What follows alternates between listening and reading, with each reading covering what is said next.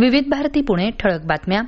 माजी पंतप्रधान राजीव गांधी यांच्या जयंतीनिमित्त पंतप्रधान नरेंद्र मोदी यांनी त्यांना आपल्या समाज माध्यमांवरील संदेशातून आदरांजली अर्पण केली आहे.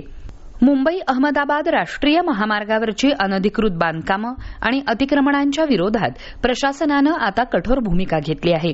महामार्गाच्या हद्दीतील अतिक्रमणं निश्चित करून ती 15 दिवसांच्या आत हटवण्याचे निर्देश पालघरच्या जिल्हाधिकाऱ्यांनी भारतीय राष्ट्रीय महामार्ग प्राधिकरणाला दिले आहेत. राष्ट्रीय महामार्ग क्रमांक 48 लगतच्या अतिक्रमणांबाबत झालेल्या आढावा बैठकीत त्यांनी हे निर्देश दिले.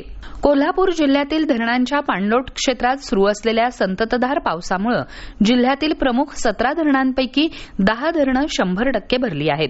राधानगरी आणि तुळशी धरणही पूर्ण क्षमतेनं भरल्यानं संबंधित धरण क्षेत्रातील येत्या उन्हाळ्यातील सिंचन आणि पिण्याच्या पाण्याची चिंता दूर झाली असल्याचं पाटबंधारे प्रशासनानं म्हटलं आहे.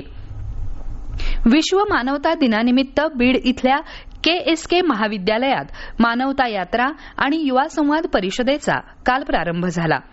या यात्रेच्या माध्यमातून 19 ऑगस्ट ते 2 ऑक्टोबर दरम्यान जिल्ह्यातील शाळा आणि महाविद्यालयांमधील युवकांशी संवाद साधला जाणार आहे.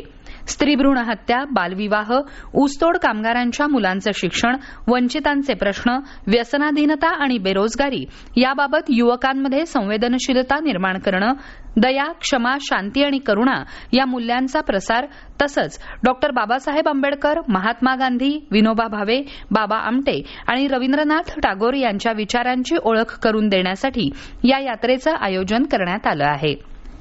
मालेगाव चाळीसगाव रस्त्यावरील बोधे फाट्याजवळ पिंपळगाव आगाराच्या एसटी बसनं काल सकाळी ओव्हरटेक करण्याच्या प्रयत्नात समोरून येणाऱ्या ट्रकला जोरदार धडक दिली. या अपघातात 2 वृद्ध महिलांचा जागीच मृत्यू झाला तर 31 प्रवासी जखमी झाले.